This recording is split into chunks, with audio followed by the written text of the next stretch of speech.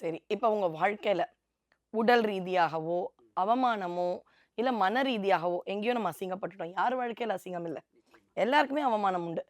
ஆனா, அந்த இடத்துல முருகப்பெருமானுடைய திருவருளால் வந்துட்டேங்க. இதெல்லாம் என்ன? அவன் இருக்கான். அப்படின்னு சுவாமி இருந்திருப்பார்ல.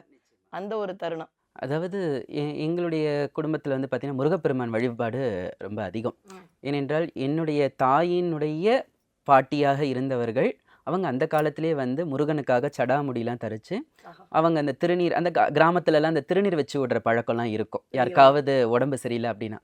ஸோ அந்த மாதிரியான ஒரு இதிலருந்து தான் நம்ம வந்திருக்கோம்.